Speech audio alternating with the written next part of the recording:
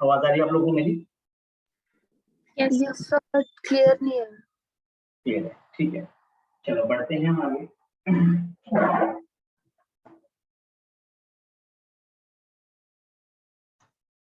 तो सबसे पहले हम बात कर लेते हैं इसकी। यहाँ पर हम शुरू करते हैं। हमारे के पास एक एड्स वाला टॉपिक रह गया था, उसको हम इसके बाद डिस्कस करेंगे। ठीक है, हम कैंसर तक पूरा कर चुके हैं। ठीक है ना, तो बात को बढ़ाते हैं आगे। देखो यार, अपने पास हम आगे पढ़ने वाले हैं क्या, हमारा इम्यूनिटी वाला पार्ट। कौन सा वाला पार्ट? इम्यूनिटी। ठीक है, तो अगर हम आपसे बात करूंगी क्या होती है इम्यूनिटी, तो आप बोल देंगे सर कि हमारी बॉडी की वो क्षमता, वो एबिलिटी, जिस एबिलिटी के दम पर हमारी बॉडी क्या करती है, बाहर से आए हुए इन्फेक्शन के साथ क्या करती है, फाइट करती है। क्लियर है वाली बात? ठीक है, ability to fight against the infection.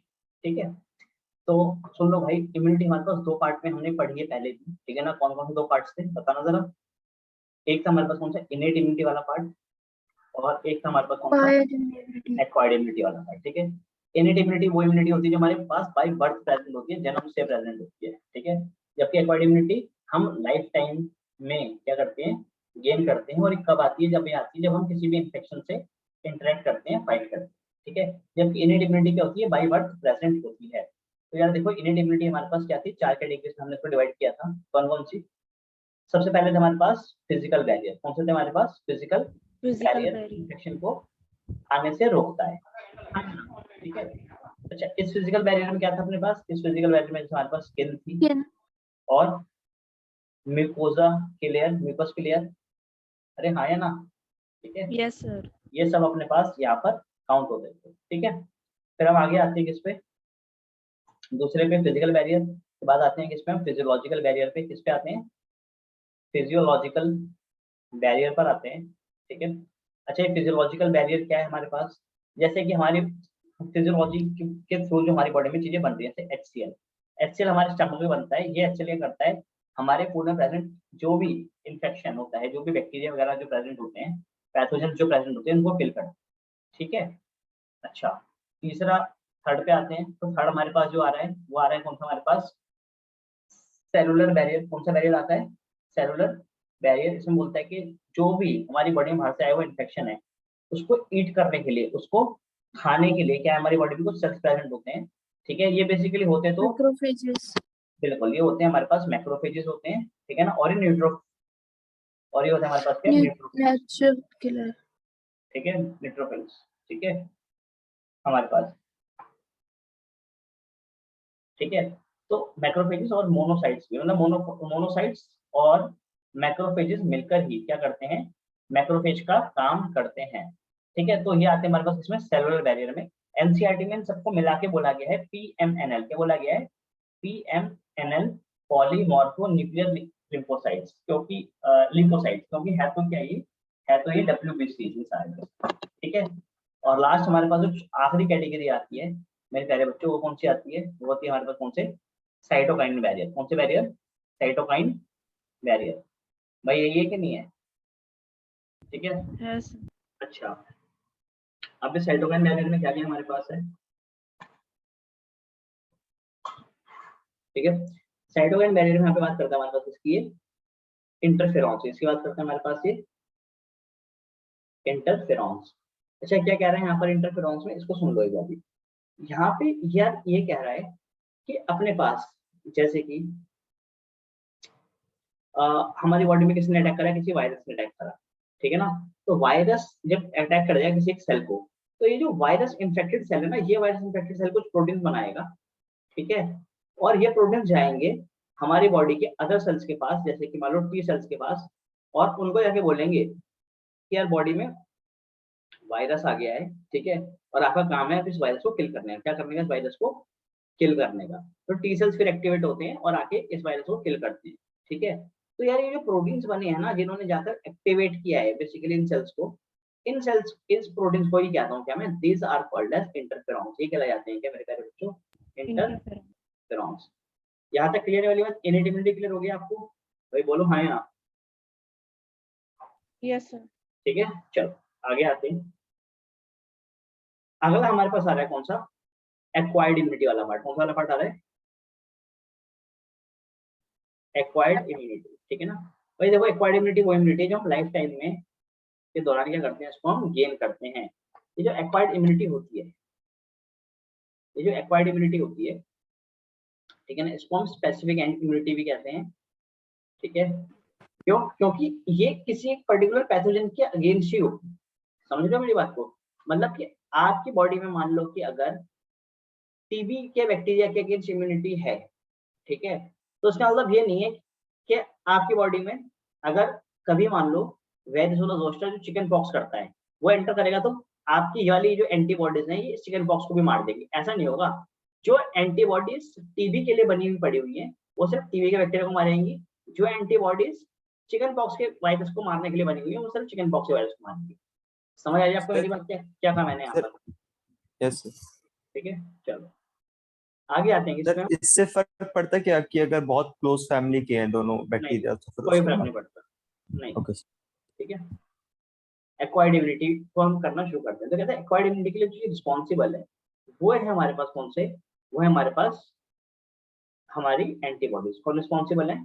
Antibodies, ठीक है।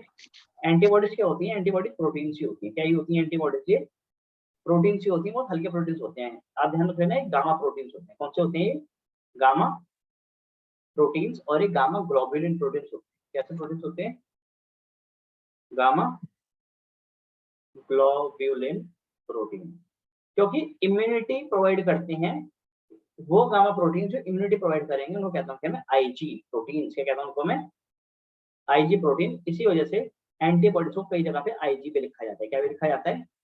आईजी भी लिखा जाता है, ठीक है। ये जो एंटीबॉडीज होती है होती बहुत सारा टाइप की हैं, जैसे आईजीए सबसे इंपॉर्टेंट हमारे पास जो सवाल आता है। आईजी कहलाती है हमारे पास सिक्रेटरी एंटीबॉडी। क्या कहलाती है? बोलो भाई। Secretary antibodies. अच्छा सर, ठीक है, ये क्या सिक्रेट करती हैं? देखो एक्चुअली क्या हो रहा था ना, इस बीच आप लोगों का ना बार बार आप कहते थे मुझे सर हमें पीडीएफ भेज दो, मैं पीडीएफ भेज दूं, आपको पीडीएफ नहीं भेज पाता था क्योंकि पीडीएफ सेव ही नहीं हो पा रही, ठीक है। अभी मैंने क्या करा है, मैंने यहाँ पर किसी को इसलिए मैं फॉर्म में लेकर आया हूँ कि ना अब आपको लिखने की जरूरत नहीं है, ठीक है ना। मैं यहाँ से सीधा आपके आप देख पा रहे होगे, तो यहाँ से मैं सीधा आपको पीडीएफ शेयर कर सकता हूँ यहाँ से डायरेक्ट। तो it is a good software, ठीक है। सिक्रेटरी एंटीबॉडीज आईजीए, ये कहाँ प्रेजेंट होती है? सुन लो, ये प्रेजेंट होती है कोलोस्ट्रॉम में। कहाँ प्रेजेंट होती है ये? बोलो यार। कोलेस्ट्रॉल कोलोस्ट्रॉम में, ठीक है। मिल्क जो होते हैं इनिशियल फ्यूटस के मिल्क को हम कोलोस्ट्रॉम फर्स्ट में सर सबसे पहला सिक्रेटरी मिल्क होता है खाली? बिल्कुल सर मतलब उसके बाद उसमें आईजीए एंटीबॉडीज नहीं होती क्या? नहीं होती हैं, कम होती चली जाती है जैसे जैसे टाइम आगे बढ़ता है, ठीक है। जैसे जैसे ओके मिल्क प्रोडक्शन होती है जैसे कम होती चली जाती है, ठीक है। ठीक। ठीक है ना। फिर हमारे पास होती है कौन सी? IgG type. कौन सी टाइप? आईजीजी टाइप, ठीक है ना। ये मेन एंटीबॉडीज होती हैं, ठीक है। और एक होती है हमारे पास कौन सी? आईजीएम। आईजीएम एंटीबॉडीज क्या होती है? ये फर्स्ट एंटीबॉडीज होती है। क्या होती है? First antibodies. ये पहले इंटरेक्शन के दौरान बनती है, जब हमारी बॉडी पहली बार किसी पैथोजन से मिलेगी तो ये एंटीबॉडीज बनेगी, ठीक है। और उसके बाद ये जो आईजीजी वाली हैं ये क्या होती हैं? ये बल्क में प्रेजेंट होती हैं, दे आर बल्क एंटीबॉडीज, ठीक है ना। बहुत ज्यादा मोटे, मतलब 80% 85% एंटीबॉडीज यही होती हैं। कौन सी वाली? आईजीजी वाली एंटीबॉडीज। समझ रहे हो? अरे हाँ या ना? ठीक है, चलो। ये जो है हमारे पास मेरे प्यारे बच्चों, पहले इंटरेक्शन के दौरान ये बनेगी, पहले रिस्पॉन्स के दौरान, फर्स्ट रिस्पॉन्स के दौरान ये बनती है, ठीक है। और सेकंड रिस्पॉन्स के दौरान हमारे पास बनती है कौन सी? आईजीजी। कौन सी बनती है? आईजीजी। अरे सर ये आप कौन से रिस्पॉन्स की बात कर रहे हो?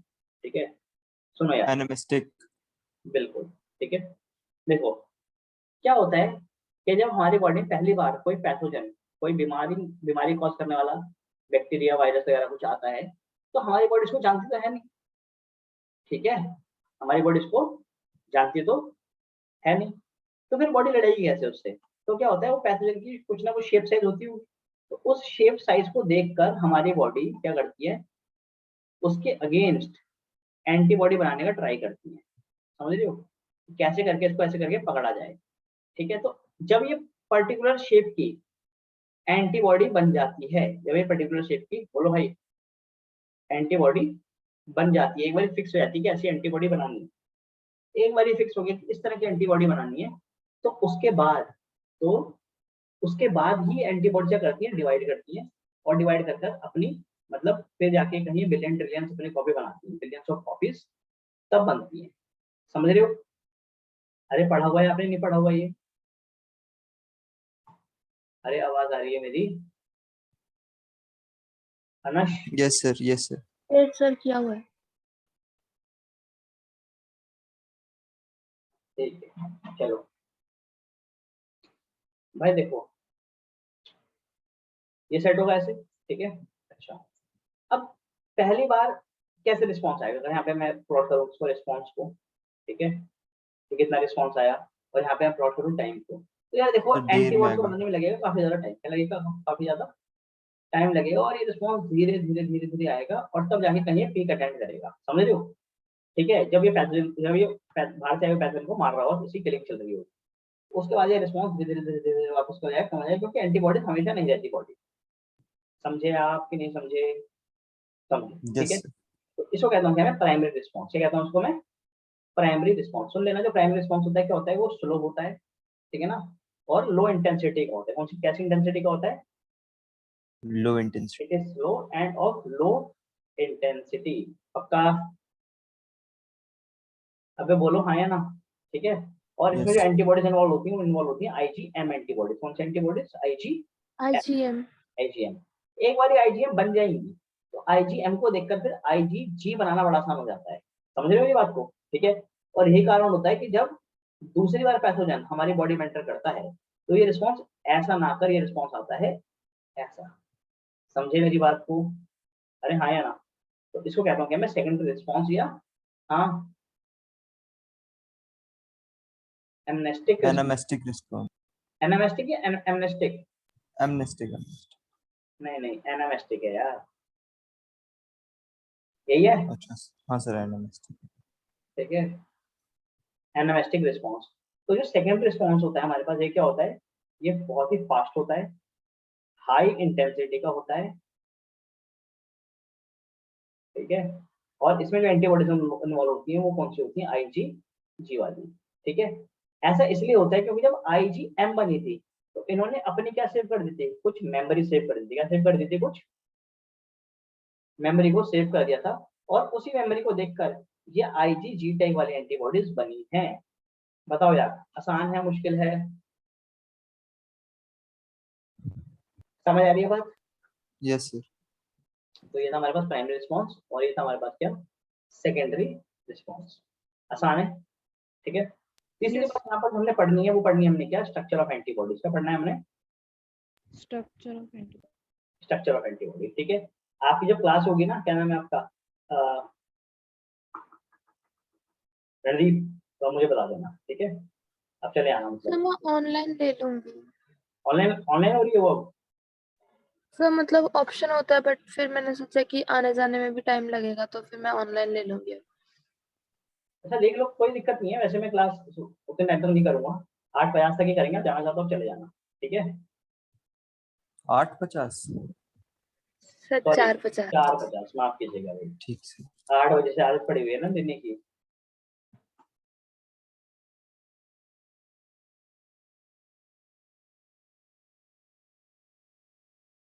ठीक है। तो यार देखो एंटीबॉडीज में हमारे पास ये दो तरह की चेन्स होती हैं। ये होती है हमारे पास कौन सी, हैवी चेन्स। क्या है ये? वे बोलो। हैवी चेन्स, ये दो हैवी चेन्स है। और ये जो बनाई है ये कैसी है, ये दो लाइट चेन्स है। Light chain. इसलिए स्ट्रक्चर को हम H2L2 स्ट्रक्चर भी कहते हैं। क्या भी कहते हैं? H2L2 स्ट्रक्चर या कार्टून डायग्राम। क्या कहते हैं? कार्टून डायग्राम भी इसको कहते हैं। आसान है? अरे हाँ या ना? ठीक है, यस। चलो ठीक है। देखो भाई इसके ना दो पार्ट्स होते हैं, किसी भी एंटीबॉडीज की चेन के दो पार्ट्स होते हैं, ठीक है ना। एक पार्ट होता है ये वाला जो कभी चेंज नहीं होता, ये हमेशा ऐसे का। बोलो भाई, हर एंटीबॉडी में, तो कैसी भी एंटीबॉडी तो दुनिया में किसी भी बीमारी के लिए बनी हो, ये वाला पार्ट तो हमेशा हमेशा क्या रहता है, सेम रहता है। इस वाले पार्ट को कहता हूँ क्या मैं, इनका कांस्टेंट आर्म। क्या कहता हूँ उसको मैं? बोलो यार, कांस्टेंट आर्म, ठीक है। ये चेंज नहीं होते, ये हमेशा ऐसे रहते हैं, ठीक है। जबकि ये वाले पार्ट्स होते हैं यार, ये चेंज हो सकते हैं। समझ रहे हो?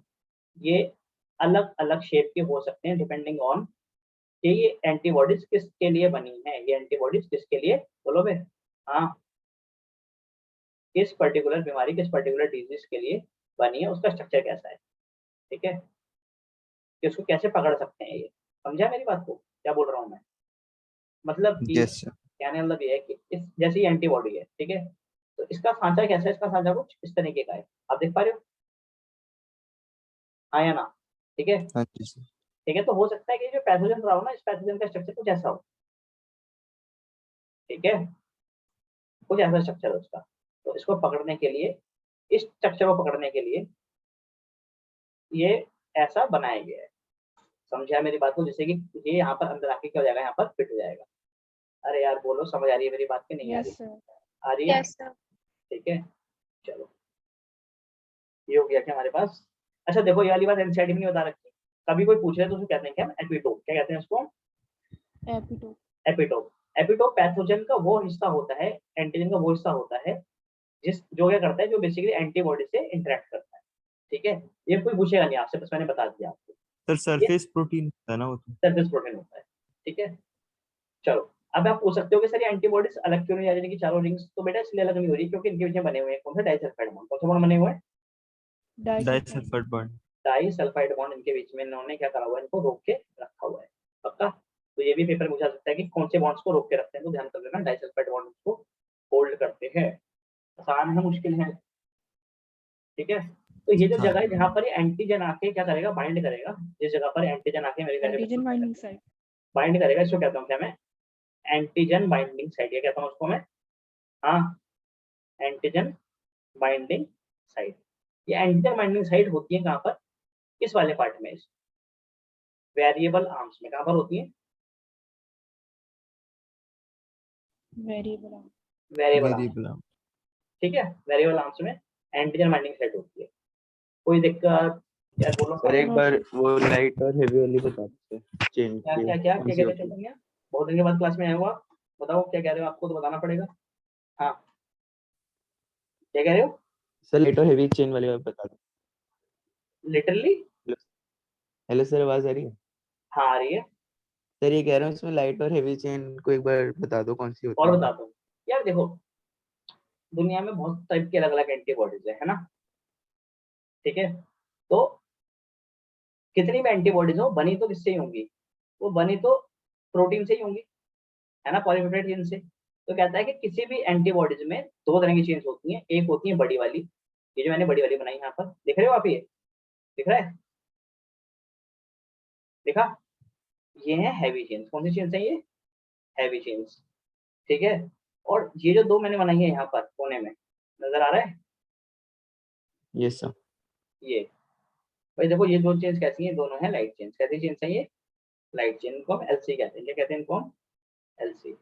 तो there are two heavy chains and there are two light chains. Easy और डिफिकल्ट?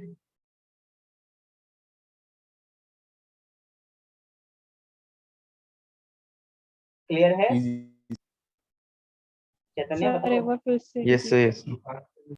ठीक है, यही पूछा था ना आपने, कुछ और तो नहीं पूछा था? नहीं सर यही पूछा था। क्लियर हो गई बात? Yes sir. आगे आते हैं, ठीक है। भाई देखो, हमारे पास जो एक्वायर्ड इम्यूनिटी है, क्या है जो हमारे पास एक्वायर्ड इम्यूनिटी है, यह ध्यान रख लेना। ये हर एक बीमारी के लिए क्या होती है, स्पेसिफिक होती है। क्या होती है? हर एक बीमारी के लिए स्पेसिफिक होती है। और इनकी बात हम सिर्फ तभी करते हैं जब कोई बीमारी हमारी बॉडी में घुस जाती है, मतलब कि जब इनेट इम्यूनिटी के जो बैरियर्स हैं वो खराब हो जाते हैं, खत्म बेकार हो जाते हैं। ठीक है जी? अरे बोलो हाँ या ना। Yes sir. ठीक है, यस सर। चलो ठीक है, आ जाओ। तो कहता है ये जो एक्वायर्ड इम्यूनिटी है, क्या है ये जो, हाँ, एक्वायर्ड इम्यूनिटी है, एक्वायर्ड इम्यूनिटी टाइप्स होती है। क्या होती है इनकी? टाइप्स होती है, टाइप्स। ठीक है ना। एक होती है हमारे पास कौन सी, एक्टिव इम्यूनिटी। क्या होती है? Active immunity and passive active immunity. और एक होती है हमारे पास मेरे प्यारे बच्चों कौन सी इम्यूनिटी, पैसिव पैसिव। इम्यूनिटी, ठीक है।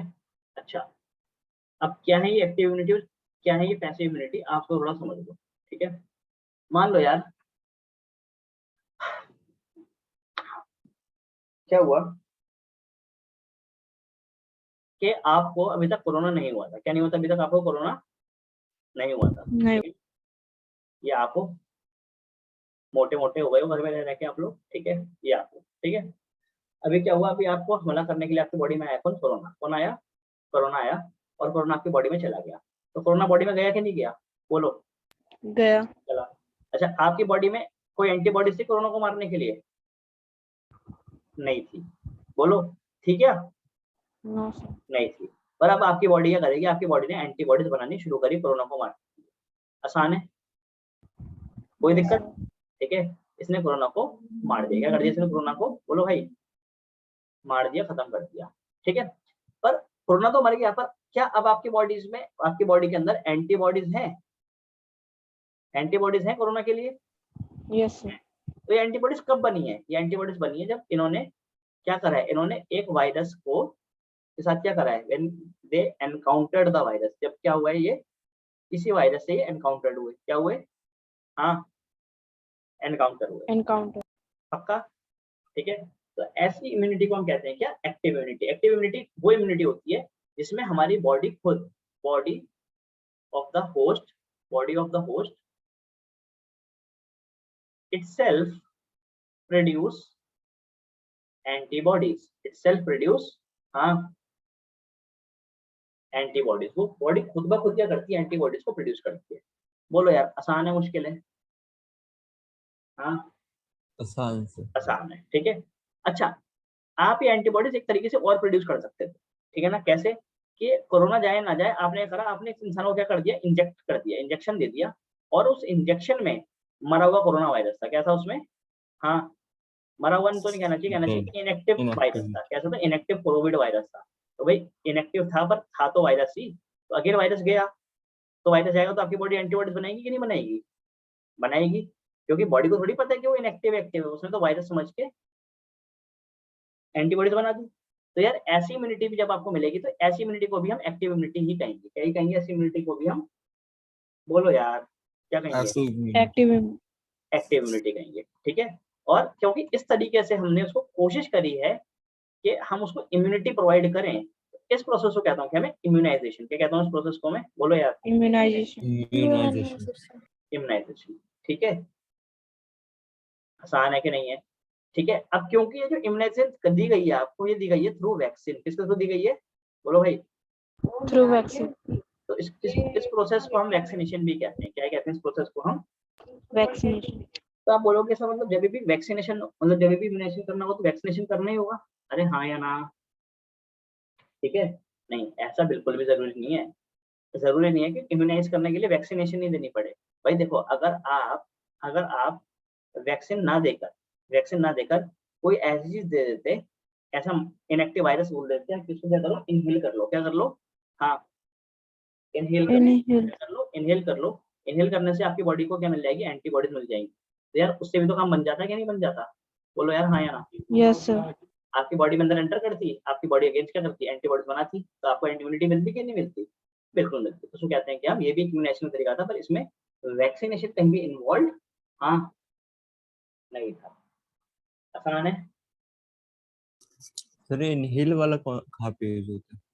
इनहेल वाला ऐसा होता है कि आपको इनएक्टिव वायरस दिया जाता है, जो बोला जाता है कि आप अपने नाक में से इसको स्नॉट कर लो। क्या कर लो? स्नॉट कर लो, ऐसे अंदर ले लो। समझिए बात? यस सर, कोई एग्जांपल है क्या? एग्जाम्पल है, सबसे पहले जो चिकन पॉक्स का, सॉरी, सबसे पहले जो स्मॉल पॉक्स का वायरस था, किसका वायरस था? स्मॉल पॉक्स के लिए सबसे पहले एलेक्जेंडर नहीं, एडवर्ड जेनर ने, किसने? एडवर्ड जेनर ने स्नॉटिंग का प्रोसेस निकाला था। ठीक है, हालांकि बाद में उन्होंने फिर काऊ के सीरम को यूज करते हुए एंटीबॉडीज निकाल ली थी। वैक्सीनेशन की ड्राइव भी उन्होंने शुरू कर दी, पर सबसे पहले उन्होंने स्नॉटिंग का तरीका निकाला था। समझे मेरी बात को? Yes sir. ठीक है, चलो आ जाओ आगे। किस पे? Passive immunization. किस पे आ जाओ, बोलो भाई? Passive immunization. अच्छा, क्या होती है पैसिव इम्यूनाइजेशन, कोई बताएगा? एंटीबॉडीज देना डायरेक्टली, और हाँ, ज्यादा इसमें दिन क्या तक है, नहीं रहता। देखो इसमें ना ये पैसिव इम्यूनाइजेशन तब दी जाती है जब ना आपके पास टाइम नहीं होता कि हमारी बॉडी खुद को खुद एंटीबॉडीज बनाए। तो इस केस में जब रेडीमेड एंटीबॉडीज दी जाती है, क्या दी जाती है? रेडीमेड एंटीबॉडीज देते हैं, रेडीमेड एंटीबॉडीज। ठीक है, तो ऐसी एंटीबॉडीज को, ऐसी इम्यूनिटी को कहते हैं क्या हम? Passive immunity. क्या कहते हैं इसको? हम दे रहे हैं कि उनको पैसिव इम्यूनिटी। मतलब कि मान लो सांप ने काट लिया, किसने काट लिया? भाई किसी को? सांप ने काट लिया, ठीक है।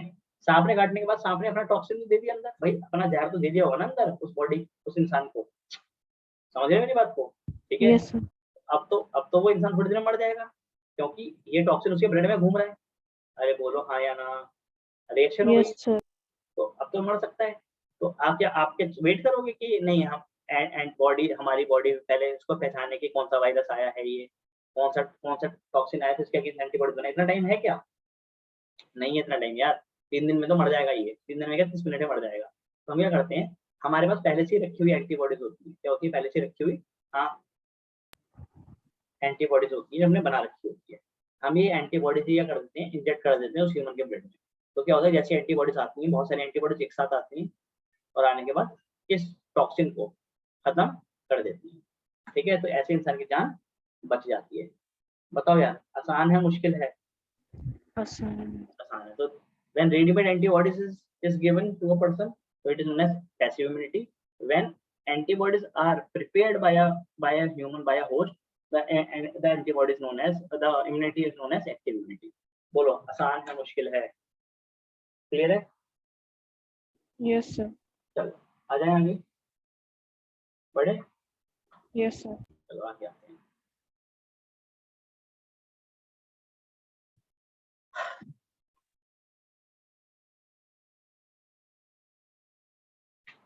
अगला पार्ट जो हमारे पास आ रहा है, सुन लो भाई।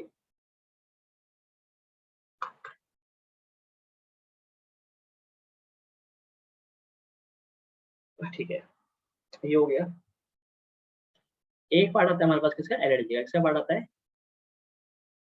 एलर्जी। एलर्जी, ठीक है। तो यार एलर्जी क्या होता है, एलर्जी होती है हमारे पास क्या, एक एक्सैजरेटेड रिस्पॉन्स। कैसा रिस्पॉन्स है? एक्सैजरेटेड रिस्पॉन्स, एक बहुत ही बड़ा हाई इंटेंसिटी रिस्पॉन्स, ठीक है, bye immune system. Immune system जब बहुत किसी चीज पे बढ़ चढ़ के फालतू में बिना मतलब के अपना रिस्पॉन्स देता है, तो उसको कहते हैं कि हम एलर्जी, ठीक है। इस एलर्जी में क्या होती है, इस एलर्जी में हमारी बॉडी किसी एक पर्टिकुलर केमिकल के टूवर्ड्स, उस केमिकल को कहते हैं कि हम एलर्जन, क्या कहते हैं, एलर्जन। इसके अगेंस्ट बहुत ही हाई क्वांटिटी में, इसमें बहुत ही हाई क्वांटिटीज में क्या बनाती है, एंटीबॉडीज बनाती है। क्या बनाती है, बोलो यार? एंटीबॉडी। एंटीबॉडीज बनाती है, ठीक है।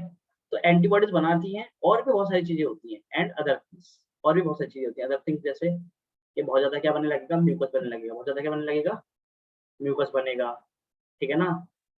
वाटरी सब्सटेंस बॉडी में बढ़ जाएंगे, जिस वजह से क्या होगा, जिस वजह से आंखों से आंसू आने लगेंगे, ठीक है ना, टीयर्स आएंगे, ठीक है ना, nose will start running nose, नाक बहने लगेगी, ठीक है।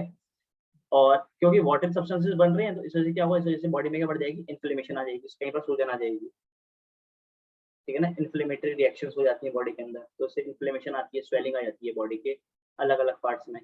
तो ऐसा क्यों होता है, ठीक है। ऐसा इसलिए होता है क्योंकि बॉडी के अंदर बहुत सारे एंटीबॉडीज और बहुत सारे केमिकल्स प्रोड्यूस होते हैं। उन केमिकल्स के नाम मैं आपको बता देता हूँ। जैसे एक एग्जांपल है हिस्टामिन। कौन सा एग्जांपल मैं बता रहा हूँ आपको? हिस्टामिन। तो हिस्टामिन एक बहुत ही प्रोमिनेंट क्या है, प्रोटीन है, एक बहुत ही प्रोमिनेंट सब्सटेंस है, दैट कॉजेज एलर्जी, जो क्या करता है, जो एलर्जी कॉज करता है, ठीक है। आया ना? Yes sir. ठीक है,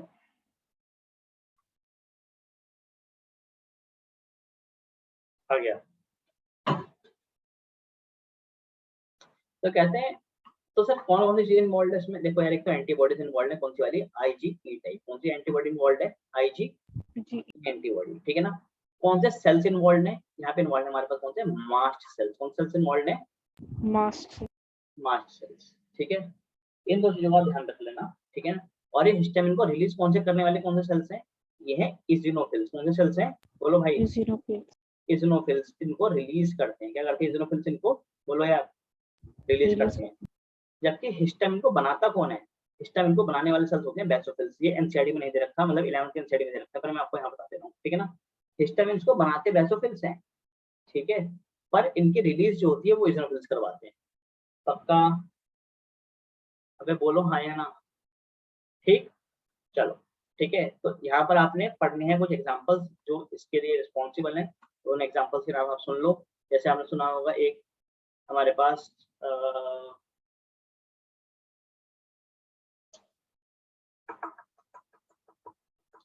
ब्रोंकाइटिस सुना है आपने? Bronchitis, yes sir. ठीक है ना, ब्रोंकाइटिस, अस्थमा, ठीक है, ये होता है इस वजह से है, जैसे हे फीवर, ठीक है, they all are the example of the allergy, ठीक है। तो सर हम एलर्जी को ठीक कैसे करेंगे? तो एलर्जी को ठीक करने के लिए एंटी एलर्जेंस दिए जाते हैं। क्या दिए जाते हैं? एंटी एलर्जिक मेडिसिन दी जाती है, ठीक है। सर कौन कौन सी होती है एंटी एलर्जिक सब्सटेंसेस? तो सुन लो, सबसे पहले तो होती है एंटीहिस्टामिन्स। क्या होती है बोलो? एंटीहिस्टामिन्स। और होते हैं हमारे पास कौन से? एड्रेनलिन। क्या होता है? एड्रेनलिन। और कुछ स्टेरॉइड्स। क्या दिए जाते हैं? कुछ स्टेरॉइड्स भी दिए जाते हैं। तो भैया जो मैंने पढ़ाया ना आपको, ये बहुत इंपॉर्टेंट है, इसको याद कर लेना आप, ठीक है। This is very very very important, allergy से क्वेश्चन पेपर में आता है। याद रहेगी ये वाली बात मेरी कि नहीं रहेगी? सर एपिनेफ्रिन भी, क्या? एपिनेफ्रिन एड्रेनलिन को एपिनेफ्रिन कहते हैं, अच्छा सर। ठीक है। चलो आगे आ जाए,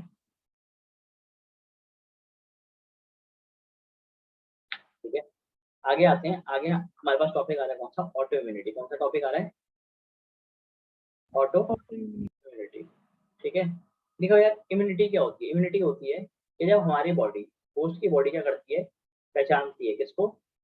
सेल्फ एंड नॉन सेल्फ। ये होता है, हाँ या ना, कि सेल्फ Yes. के सेल्स को कुछ नहीं कहना, जबकि नॉन सेल्फ के सेल्स को क्या कर देना है? खत्म कर देना है। यही काम होता है कि नहीं होता?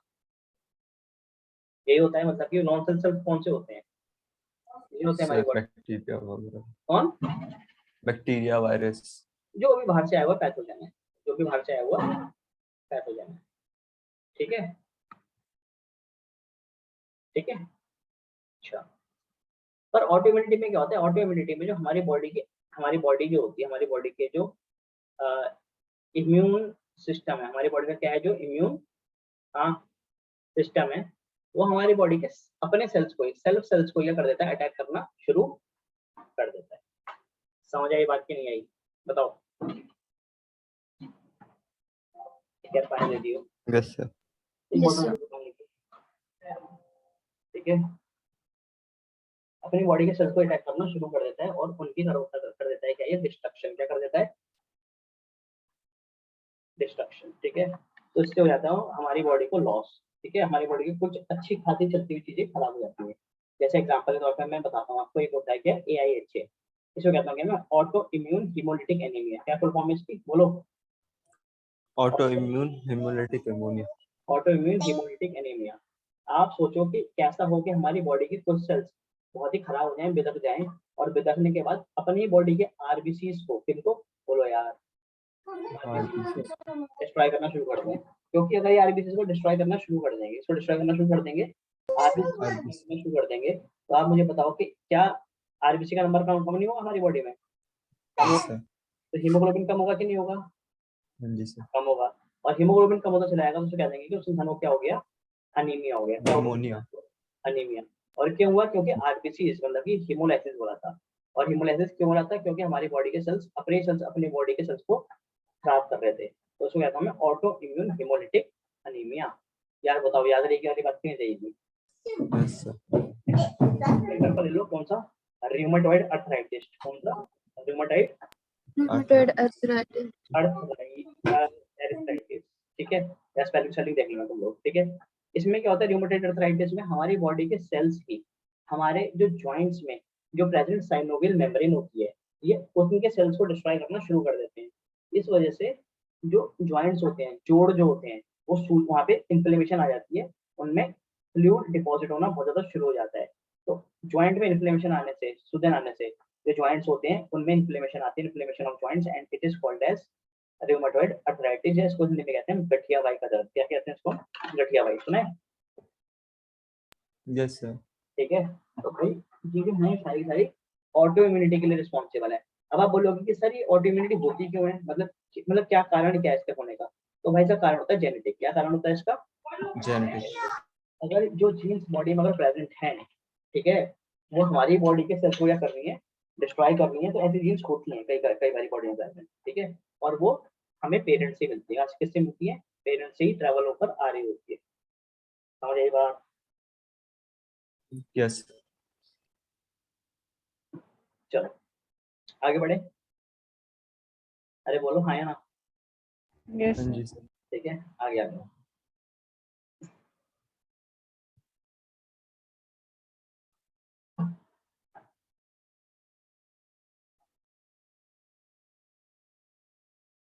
आप लोगों ने क्लास छोड़ के जाना मत ना, आप लोगों का ना एक अच्छा डिम्पल यार, आपके फादर का फोन आ रहा था ना मेरे पास, उस दिन मैंने कहा था मैं कॉल करूंगा। बच्चे मैं तब से ना बहुत ज्यादा ही बिजी हूँ, ठीक है, तो मैं आज शाम को आपको कॉल करूंगा, ठीक है? Okay sir. ठीक है, चलो ठीक है डिम्पल। अच्छा मैंने अभी नाम देखा तो मुझे याद आई ये वाली बात। अच्छा सुन लो, अनुज, भूमिका, चैतन्य, डिम्पल, रणदीप, रितिका, ठीक है, और तो कोई नहीं है ना इनमें से? ठीक है, मैं आप लोगों का भी एक लिस्ट बना लूंगा, आपका नाम लिख लूंगा लिस्ट में। सिंपल सा भी रखेंगे कि जितने बच्चे क्लास में अटेंड कर रहे हैं रिविजन क्लासेस को, अब सिर्फ में आप लोगों की आगे चल के रिविजन क्लास लूंगा, ठीक है, क्योंकि this is third revision class, third है फोर्थ है, थर्ड रिविजन क्लास है हमारे अपने पास ये, है ना? तो बच्चे रिविजन क्लासेस में आ नहीं रहे हैं, ठीक है, तो ऐसा होता है ना कि देखो हमें पता होता है कितने नंबर ऑफ स्टूडेंट्स हैं, ठीक है, हम क्लासेस सबके लिए रखते हैं, अब कोई आ नहीं रहा, ठीक है, तो अब मैं क्लासेस ना फ्रीक्वेंटली रखूंगा क्लासेस, ठीक है, टाइम नहीं रखा करूंगा, और आप लोगों को फटाफट करवा के छोड़ दिया करूंगा मैं, ठीक है। अब ऐसा नहीं होगा कि क्लास शाम को 7 बजे लेनी है, क्लास शाम को 8 बजे लेनी है, ऐसा नहीं हो पाएगा। मैं आप लोगों का एक अलग से ग्रुप बना दूंगा, ठीक है, जो बच्चे हैं, और सिर्फ रिविजन क्लास सिर्फ अब उनको ही दी जाएगी जो क्लासेस अटेंड कर रहे हैं। जैसे कुछ बच्चे हैं जो डिम्पल है हमारे पास, रणदीप है, ठीक है ना, अन्य सभी क्लास में आ रहे हैं, आप सभी लोग आ रहे हैं, मतलब सबका नाम नहीं लेना मैं, सभी लोग आ रहे हैं क्लास में। आप लोगों की क्लासेस मैं एक सेकलेंड कर दूंगा कि इस टाइम पर आपकी क्लासेस होंगी, ठीक है। बाकी बच्चों को हम क्लास में मेंटेन नहीं करेंगे, क्योंकि फिर वो बीच में आते हैं, सर वो पुराना टॉपिक रह गया, ये नया टॉपिक रह गया, ठीक है, तो इसको हम ठीक करेंगे इस वाले कॉन्सेप्ट को। चलो आगे आते हैं। आप लोग आना बंद मत करना क्लास में, वरना फिर क्लास करने का कोई मतलब नहीं होगा, ठीक है। आ जाओ भाई, यस सर।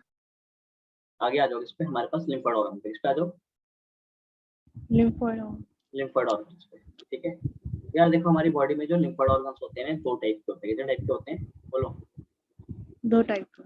दो टाइप के होते हैं हमारे पास, कौन से? प्राइमरी लिम्फोइड ऑर्गन कौन से होते हैं? प्राइमरी, और एक होते हैं हमारे पास कौन से? Secondary second. लिम्फोइड ऑर्गन, ठीक है।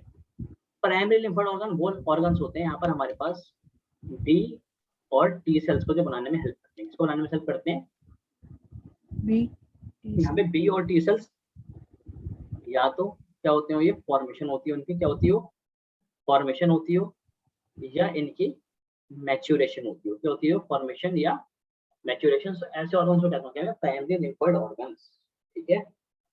दूसरे होते हैं हमारे पास कौन से? Secondary lymphoid organs. ये कैसे ऑर्गन्स हैं यार? देखो ये वो ऑर्गन्स हैं जहां पर बी और टी सेल्स बनेंगे तो नहीं, बट दे इंटरैक्ट, क्या करेंगे वो? हाँ, interact interact. With the antigen. किससे इंटरैक्ट करेंगे ये? एंटीजन से, मतलब ये एंटीजन। इंटरैक्ट करते हैं, मतलब कि ये वो जगह होती है सेकेंडरी लिम्फोइड ऑर्गन जहां पर एंटीजन, एंटीबॉडी, बोलो, एंटीजन एंटीबॉडी इंटरेक्शन होता है। आसान है मुश्किल है? ठीक है, मतलब आप ये सोच लो कि भाई देखो लिम्फोइड ऑर्गन्स दो तरह के हैं। एक है वो जहां पर, चलो मैं आपको ऐसा समझाता हूँ। आपने महाभारत देखी है? Yes sir. बड़ी तो होगी, है ना? तो महाभारत में जो पांडव थे और जो कौरव थे, तो उनकी Yes. शिक्षा कहाँ पर हुई थी? आप बताओ मुझे, कुरुक्षेत्र में हुई थी या द्रोणाचार्य के आश्रम में हुई थी? अबे नालायकों बोलो, क्या देखा तुम लोगों ने महाभारत में? सर आश्रम। आश्रम में हुई थी, ठीक है, आश्रम में। तो भाई देखो आश्रम में क्या करा? अर्जुन ने धनुष चलाना सीखा, भीम ने गदा चलाना सीखा, है ना? तो ये फॉर्मेशन मैच्योरेशन कहाँ पर होती है? प्राइमरी लिम्फोइड ऑर्गन्स पर, ठीक है। तो आश्रम इज प्राइमरी लिम्फोइड ऑर्गन, ठीक है, या प्राइमरी लिम्फोइड ऑर्गन्स आर आश्रम, ठीक है। जबकि जो असली युद्ध है जो एंटीजन और एंटीबॉडी के बीच में होगा, ठीक है, तो यार वो कहाँ पर होगा? वो होगा कुरुक्षेत्र में। कहाँ पर होगा? कुरुक्षेत्र में। कुरुक्षेत्र। पक्का? Yes sir. समझ आई बात? Yes sir.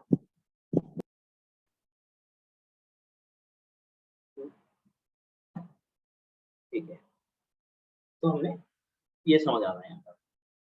ठीक है जी, तो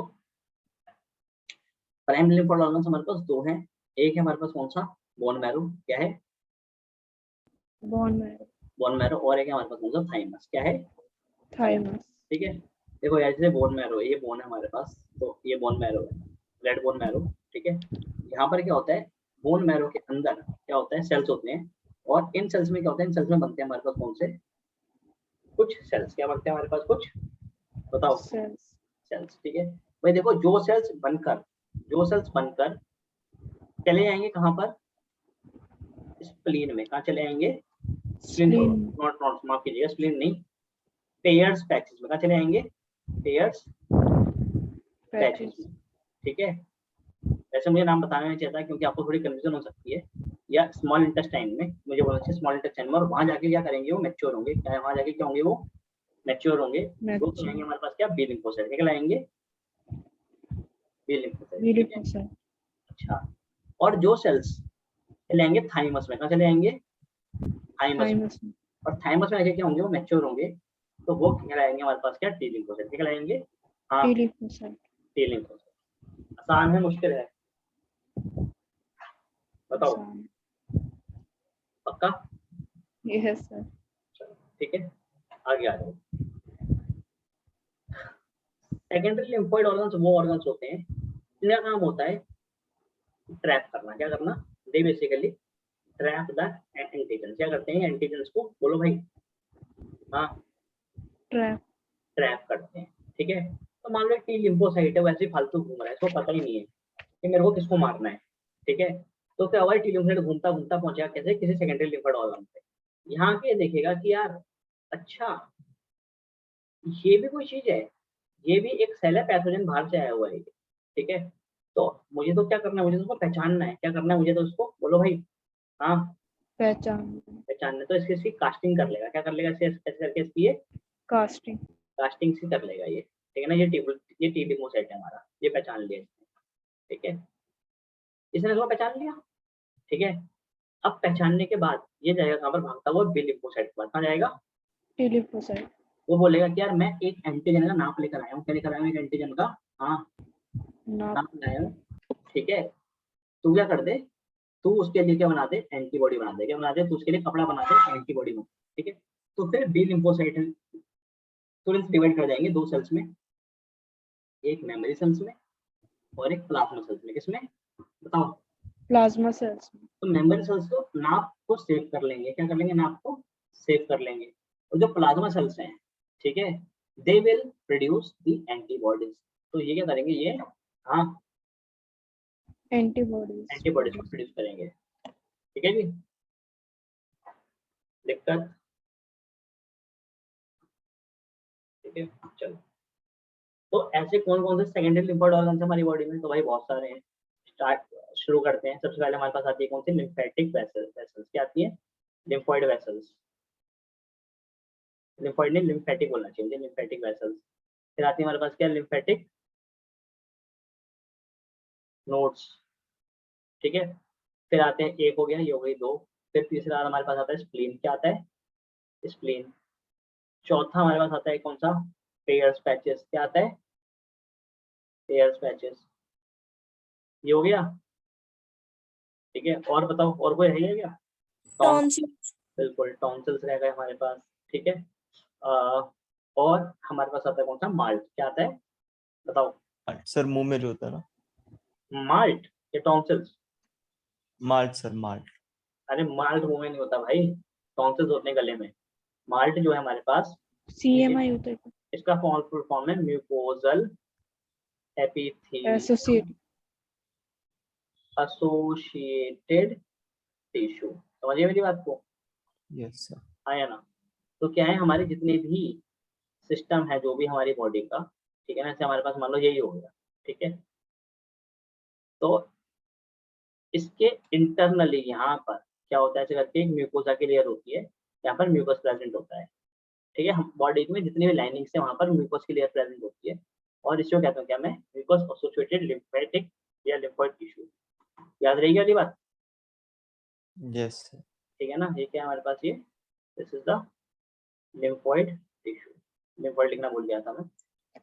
आप ध्यान रख लेना कि जितने भी लिम्फोइड टिश्यू है हमारी बॉडी में, जितने भी लिम्फेटिक वेसल्स है, स्प्लीन है, फेस है, टॉन्सिल जो भी है, 50% तो कौन ही अकेला है, 50% तो अकेला माल्टी है। क्या है 50% तो अकेला माल्टी है, ठीक है।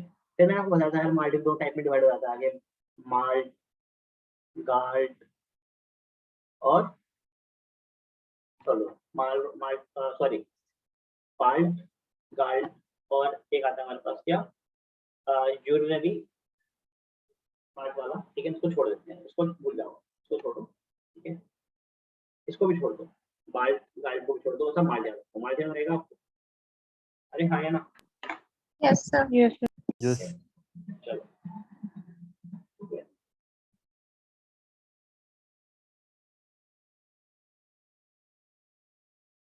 यहाँ तो कोई दिक्कत तो नहीं है। No sir.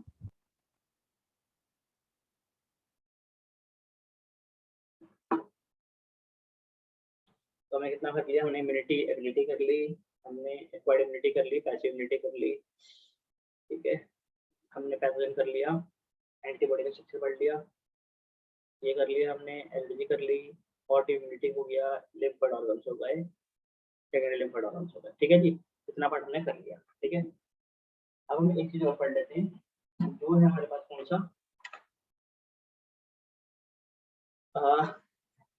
एड्स। क्या पढ़ लेते हैं थोड़ा सा, बताओ, एड्स, ठीक है। इट्स अब मैं आपको एड्स की फुल फॉर्म तो नहीं बताऊंगा, ये जाननी है किसी को, यस वाह, एक्वायर्ड इम्यूनो डेफिशिएंसी डिजीज, ठीक है, यस ठीक है।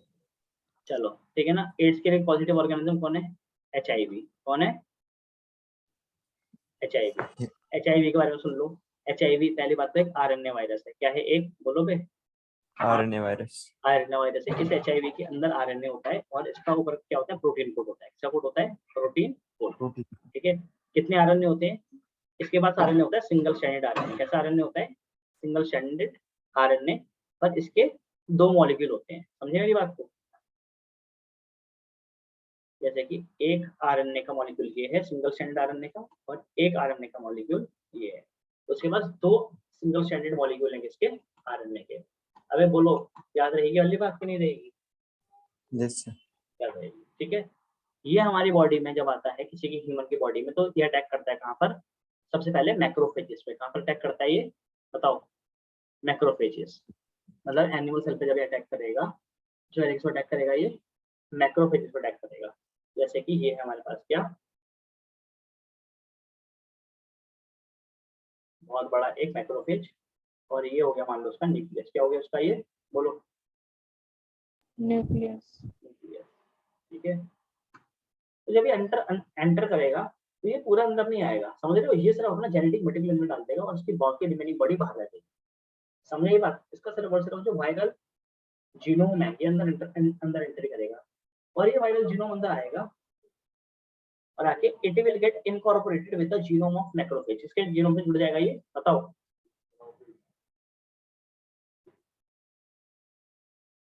ठीक है?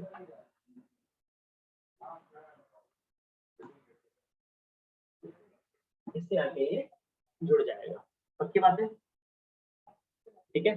अच्छा, जुड़ने के बाद क्या होने के बाद, यहाँ पर जुड़ने के बाद ये क्या करेगा, ये अपनी कॉपीज बनाने यहाँ पे शुरू कर देगा। समझ रहे हो जी बात को, अरे बोलो हाँ या ना, आवाज आ रही है, ये दिमाग, यस सर। ये दिमाग की क्षमता खत्म हो गई सुनने की, ठीक है। आओ, ऐसा देखो, ज्यादा नहीं पढ़ा रहा, ठीक है ना, इसको समझ लो बस, ठीक है। इसके ऊपर क्या होगा, इसके ऊपर आके ऐसे कोटिंग आ जाएगी किसकी, वायरल जीनोम की। इसी कोटिंग ऐसी प्रोटीन कोटिंग आ जाएगी, इसी कोटिंग आ जाएगी, बताओ, प्रोटीन, यस सर। ठीक है। तो इसके अंदर अभी इतने सारे एचआईवी के मॉलिक्यूल्स बन जाएंगे। क्या सारे, इतने सारे ये बन जाएंगे, सारे के सारे क्या है ये, वायरल पार्टिकल्स। मतलब ये सारे एचआईवी हैं, ये सारे ह्यूमन इम्यूनो डेफिशिएंसी वायरस हैं, ये समझ रहे हो, ठीक है। Yes sir. उसके बाद ये इस सेल्स की लाइसिस करवाएंगे, इसको तोड़ेंगे यहाँ से, और तोड़ने के बाद दे विल रिलीज आउट, क्या हो जाएंगे यहाँ से ये मेरे प्यारे बच्चों बताओ। हाँ, यहाँ से ये बाहर की तरफ निकल लेंगे, पक्का, ठीक है। अब ये पार्टिकल्स क्या करेंगे, ये पार्टिकल्स जाएंगे और ये न्यू मैक्रोफेजेस पे, किस पे, हाँ, न्यू मैक्रोफेजेस पे आके अटैक करेंगे और मैक्रोफेजेस को खत्म करेंगे। अब आप मुझे बात बताओ कि मैक्रोफेजेस क्या होते हैं। मैक्रोफेजेस वो सेल्स होते हैं जो सबसे पहले बाहर से आए हुए पैथोजन पे अटैक करते हैं, हाँ या ना भाई, भाई बोलो हाँ या ना, ठीक है। Yes sir. मतलब मैक्रोसेल्स क्या क्या फेजेस क्या होते हैं, ये टी एच सेल्स होते हैं, टी हेल्पर सेल्स की कैटेगरी होती है ना ये। अरे पढ़ा है आपने नहीं पढ़ा, बताओ। Yes sir. ठीक है, अब क्योंकि टी हेल्पर सेल्स को ही आ जाके खत्म कर दे रहे हैं सबसे पहले जाके, ठीक है, तो भैया ये बहुत ही खतरनाक है, क्या ये बहुत ही खतरनाक है, क्योंकि ये देखो, अगर आपके ऊपर हमला हो, ठीक है ना, मतलब इंडिया पे हमला होने लगे, ठीक है, तो इंडिया पे हमला होने से इंडिया को कौन बचाएगा, इंडिया की आर्मी, भाई बोलो हाँ या ना, भाई first line of defence yes कौन है, sir. First line of defence कौन है,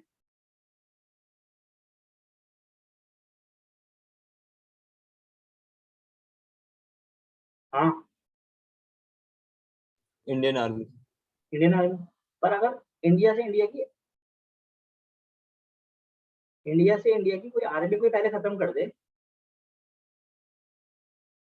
तो क्या होगा, तो फिर तो कोई हमला उनसे बचा ही नहीं सकता। तो यार HIV क्या करता है, HIV ऐसे ही काम करता है, HIV आते हैं सबसे पहले क्या करता है, ह्यूमन बॉडी के इम्यून सिस्टम को, किसको, ह्यूमन बॉडी के इम्यून सिस्टम को ही पेल देता है, समझ रहे हो मेरी बात को। तो क्योंकि इम्यून सिस्टम ही नहीं रहेगा तो बचाने वाला ही नहीं रहा, तो इंसान कैसे बचेगा फिर, समझ रहे हो बात, अरे हाँ या ना, यस सर। ठीक है। Yes sir. तो भाई यहाँ पे पिक्चर ही होती है, ठीक है। देखो कभी कोई आपसे पूछ सकता है कि अटैक करता कहाँ पर है, मतलब आप ये नहीं सोचोगे कि यार जो टी हेल्पर सेल्स थे, कौन से सेल्स थे, ये जो टी हेल्पर सेल्स थे या ये जो मैक्रोफेजेस थे, ठीक है, इनकी सरफेस के ऊपर भी तो कोई ना कोई प्रोटीन्स लगे होंगे ना, अरे हाँ या ना, यस सर। जो पहचानते होंगे कि कौन हमला करने वाला है।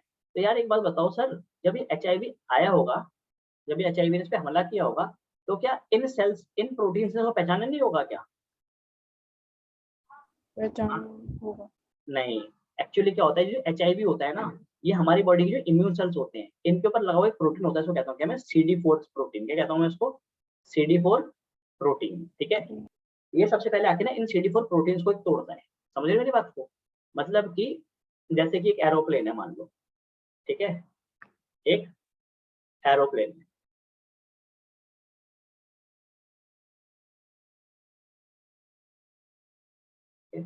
ये एरोप्लेन इंडिया में घुसा, ऐसे तो मछली लग रही है देखने में ही, है ना, तो ऐसे बात कर रहा है, ये एरोप्लेन है, ये एरोप्लेन इंडिया में घुसा, तो पहली बात कौन बताएगा, इंडिया में लगा हुआ क्या, ये रडार, अरे हाँ यस सर। यहाँ, ये जो रडार लगा हुआ ये बताएगा।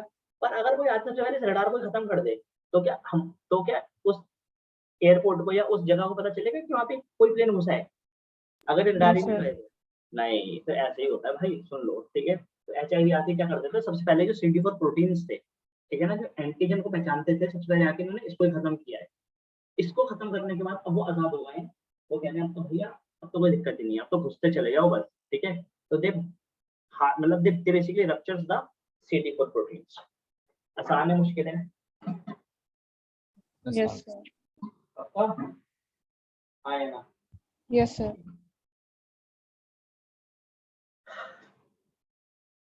चलो ठीक है। तो उसको पहचानने का तरीका क्या है, इसको पहचानने का तरीका है एलाइसा, क्या तरीका है, एलाइसा, एलाइसा। एलाइसा मतलब एंजाइम लिंक्ड इम्यूनो सॉर्बेंट, ऐसे पढ़ा हुआ है आपने, नहीं पढ़ा हुआ, बताओ। Yes yes sir. सर। इसका प्रिंसिपल मैंने आपको भी पढ़ाया था बायोटेक में, अबे बोलो हाँ या ना, क्या प्रिंसिपल है, antigen antibody antigen. Antigen antibody interaction, ठीक है। तो इसका तो प्रोसेस दोबारा बताने की जरूरत नहीं है ना, तो क्लियर है ना आप लोगों को, यस सर। ठीक है, नहीं है तो कोई बात नहीं, अभी जब भूल जाओगे तो मैं फिर आपको बायोटेक में पढ़ा दूंगा ये चीज, सही है, यस सर। ठीक है। यहाँ तक कोई दिक्कत है, जो इतना पढ़ा दिया मैंने आपको, नो सर। नो यहाँ सर। तक तो क्लियर हो गया आपको, ठीक है जी। चलो अब सुन लो मेरी बात, ठीक है, इतना पार्ट तो हो गया है आपका ये, ठीक है। अब मैं क्या करने वाला हूँ, सुन लो। सबसे पहले तो मैं इसको सेव कर दूँ। ठीक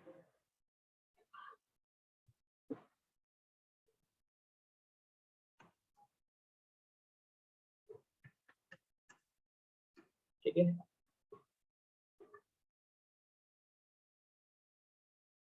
ठीक है, ये तो हो गया ये, ठीक है ना। अब आपके पास एक टॉपिक बच गया, कौन है, ड्रग्स वाला पार्ट। कौन सा वाला पार्ट? ड्रग्स वाला। तो मैं आपको ड्रग्स वाला पार्ट करवा दूंगा, ठीक है। और ड्रग्स वाला पार्ट करने के बाद फिर हम आपका टेस्ट लेंगे, सही है? ऐसा कर लें या मैं, Yes, sir. Yes, या sir. मैं आप पढ़ लोगे ड्रग्स वाला पार्ट भी, और उसके बाद फिर मैं टेस्ट लूँ। बताओ कैसे करोगे? मतलब ड्रग्स वाला पार्ट आप खुद से पढ़ लोगे और मैं टेस्ट कल ले लूँगा, या ड्रग्स वाला पार्ट पढ़ाऊँ उसके बाद टेस्ट लूँ? You tell me. सर पढ़ लेंगे। पढ़ तो लो, पढ़ा दो। यस सर, इजी है। या Yes, देखो sir. डिसाइड कर लो, ठीक है ना, कि कल टेस्ट ले लूँ फिर मैं शाम को 7 बजे। यस सर मेरा मंडे को एग्जाम है, किस- प्रैक्टिकल है, बोर्ड अरे का प्रैक्टिकल है। अरे यार 1 घंटे का तो टेस्ट होगा यार चैतन्य, सर हैं? संडे को सर, कल संडे को सर मंडे ऑफलाइन को ही ले ले लीजिए लीजिए sir. Sir. Sir Sunday Monday को को ही तो ले टेस्ट होता लीजिए है आप लोगों का। सर। मंडे को ले लीजिए सर प्लीज। मंडे को सर ले लो, मंडे को ले लो sir. Yes sir. Monday yes Monday को सर 8 मंडे बजे, को दे दूंगा। 8 हाँ सर बजे मंडे, सर ठीक है मंडे को 8 बजे से। सर पक्का 8 से 9। Yes yes sir. चलो ठीक है भाई।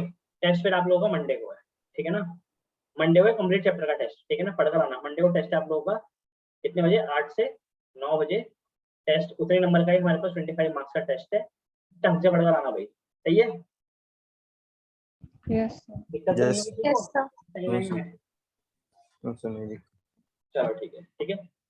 मंडे को टेस्ट है, फिर मंडे के बाद हम आगे बढ़ेंगे और फिर मैं आपको करवा दूंगा कौन सा एक और रिवीजन, किसकी? बायोटेक की रिवीजन स्टार्ट करेंगे, ठीक है ना, मंडे के टेस्ट के बाद, सही है? Yes sir. ठीक है जी, चलिए जा सकते हैं आप लोग। सर आपने अभी पिछली 2 क्लासेस में क्या कराया था? क्या करवाया था पिछले? सर 2 क्लासेस अटेंड ही करी थी ना जो अभी स्टार्ट कराई थी आप। एक में तो भैया देखो ह्यूमन हेल्थ एंड डिजीज का ही पार्ट 1 करवाया था, इससे पहले वाला जो है, यस सर। ठीक है। और एक मैंने आपको पढ़ाया था माइक्रोब्स, ठीक है।